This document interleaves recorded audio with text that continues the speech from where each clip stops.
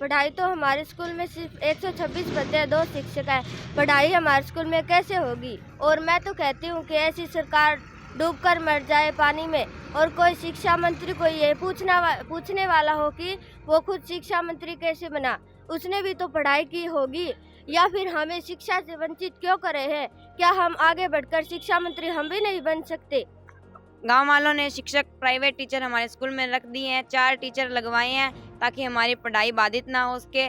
इसलिए हम पढ़ाई तो हमारी चालू जारी है, लेकिन सरकार से भी ये कहना चाहते हैं कि शिक्षक भेज दो, वरना अच्छा नहीं होगा।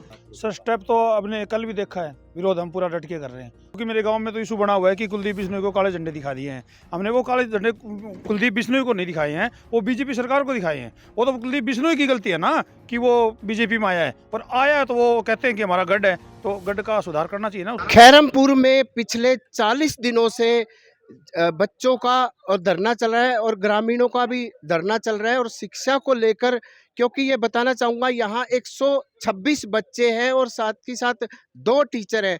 टीचरों की यहाँ कमी है, इसके टीचरों की जो मांग को लेकर यहाँ धरना चल रहा है। आपको दिखाना चाहूँगा कि यहाँ बच्चे रोजाना धरने पर बैठते हैं, छोटे बच्चे हैं। इनकी मांग है कि यहाँ पर जो टीचर उपलब्ध करवाए जाएं। तो हम अभी जो बच्चे हैं आप देख सकते हैं, तख्ती लेकर खड़े हैं, शिक्षक दो, इस तरह की जो तख्तियां लेकर भी खड़े हैं। तो इनसे हम बातचीत करेंगे बच्चों से कि आपकी क्या मांग है। थोड़ा बताइए गुड़िया, आपकी क्या नाम है और आप क्या मांग है?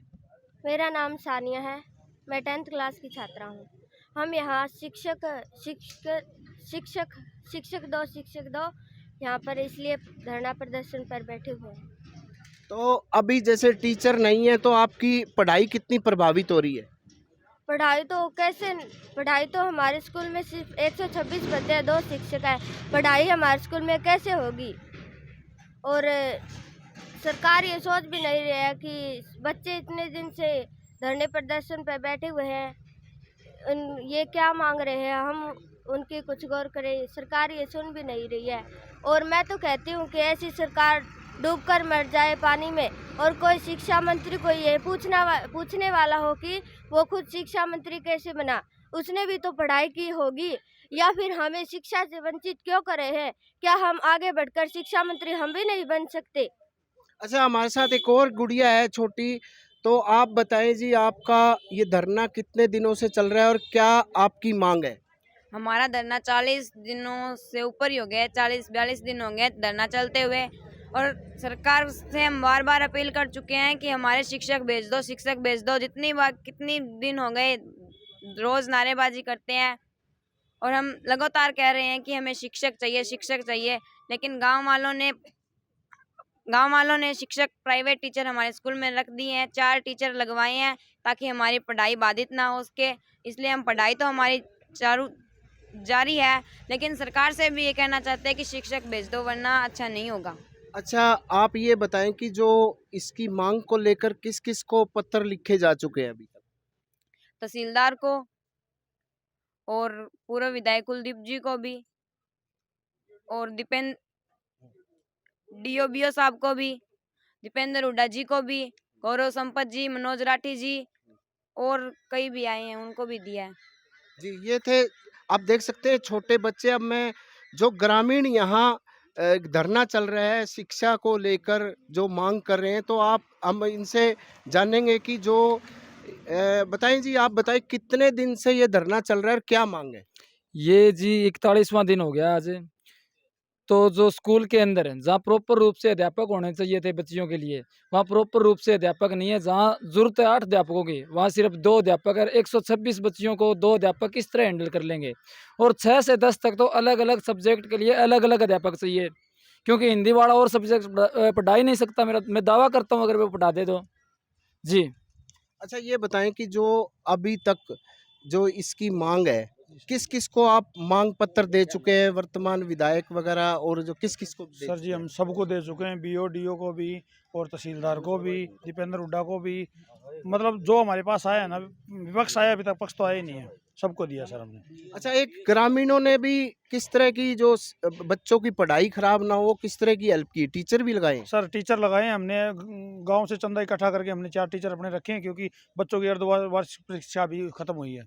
अच्छा, अगर सरकार मांग पूरी नहीं करती तो क्या स्टेप रहेगा आप लोगों सर स्टेप तो आपने कल भी देखा है, विरोध हम पूरा डट के कर रहे हैं और आगे भी करते रहेंगे। का?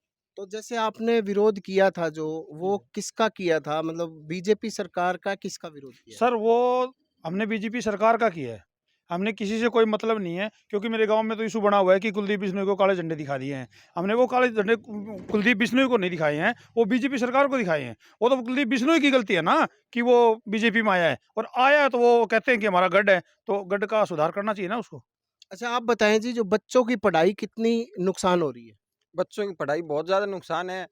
फिर हमारे बच्चों ने घर पे जाके हमारे माँ-बाप को सबको बोला है भई हमारी पढ़ाई बाधित हो रही है। गाँव वालों को आवाज़ लगा के गाँव को इकट्ठा किया बच्चों ने, और साथ में गाँव ने सहयोग करके बच्चों की पढ़ाई के लिए 4 टीचर तो रख दिए हैं, पढ़ाई ख़राब नहीं होने देंगे। गाँव वालों ने संकल्प लिया, हमारे बूढ़े-बुजुर्ग आदमी आए हैं और कहते हैं सरकार से हम जब तक लड़ाई जारी रखेंगे, जब तक हमारे को सरकारी टीचर गवर्नमेंट नहीं भेजती। इसलिए हमारे गाँव के कुछ गणमान्य आदमियों ने ये भी फैसला लिया है, अगर सरकार हमारी नहीं सुनती तो हम चुनाव का बहिष्कार करने तक की नौबत कर सकते हैं। जी, हमारे साथ और भी जो धरने पर मौजूद है, इनसे बातचीत करेंगे कि जो ये लगातार धरना चल रहा है, तो क्या कहना चाहेंगे? क्या किसमें किसकी कमी दिखती है इसमें? नमस्कार जी, आपको सबसे पहले मेरी तरफ से आपके चैनल को राम राम। देखो, गांव वाले बता रहे हैं कि भी पिछले 41 दिन से धरने चला हुआ है और हमारी 126 बच्चियां अभी धरने पे बैठी हुई हैं। बीच में मौसम भी ख़राब हुआ है और बच्चियों को काफ़ी परेशानी का सामना करना पड़ रहा है। भाई सरकार को देखो, गाँव वाले बता रहे हैं कि कल कुलदीप जी यहाँ आए थे। कुलदीप जी यहाँ पहले विधायक रहे हैं और अभी भी यानी कि बीजेपी पार्टी की तरफ से अभी भी वो प्रतिनिधि हैं, लेकिन वो वोट मांगने से पहले उनको सबसे पहले ये सोचना चाहिए भाई गांव की समस्या क्या है। यानी कि भाई बच्चियां देश का भविष्य होते हैं, युवा। देखो, अगर गांव में इतनी बड़ी नौबत आ चुकी है कि गांव वाले खुद अपनी जेब से पैसे देकर यानी कि बच्चियों की पढ़ाई करें, बड़ी शर्म की बात है। खट्टर सरकार ने इसके बारे में सोचना भी चाहिए। और सबसे बड़ी शर्म की बात तो मैं ये मानता हूँ कि 41 दिन से धरना चल रहा है, यानी कि सरकार का हरियाणा में देखो बीजेपी की सरकार है। ऐसी बात नहीं है भाई, चैनलों पे आप लोग न्यूज़ चैनलों पे हर रोज़ डेली की डेली अपडेट दिखाते हो। देखो, खट्टर साहब के पास, शिक्षा मंत्री कृष्णपाल गुर्जर के पास भी देखो सभी रिपोर्टें हैं, लेकिन वो सबसे बड़ी बात ये है कि अभी तक यहाँ पे सरकार का कोई बड़ा अधिकारी, डीसी साहब, एसडीएम साहब धरने पे नहीं पहुँचे, बच्चियों की, लोगों की समस्या नहीं सुनी। लेकिन अभी चुनाव है, देखो चुनाव के अंदर गाँववासी इसको देखो वोट के ऊपर चोट मारने का काम अभी करेंगे। जी कल बता रहे थे कि जैसे कि कुलदीप जी आए थे। अच्छा, ये बताएं, अगर जो मांग है आपकी मुख्य मांग, अगर सरकार से क्या मांग करते हैं आप? मुख्य मांग देखो, ये गांव वालों का कोई भाई सरकार से लड़ाई नहीं है, लड़ाई है गांव वालों की कि भाई हमारे बच्चों के लिए स्कूल में टीचरों की व्यवस्था की जाए। जब टीचर ही नहीं होंगे बच्चे क्या करेंगे सर? ये तो आपको भी पता है, जब टीचर ही नहीं होंगे तो बच्चे पढ़ेंगे क्या जी। तो गांव की मुख्य मांग यही है कि हमारे स्कूल के अंदर बच्चों के लिए भाई टीचरों की व्यवस्था की जाए।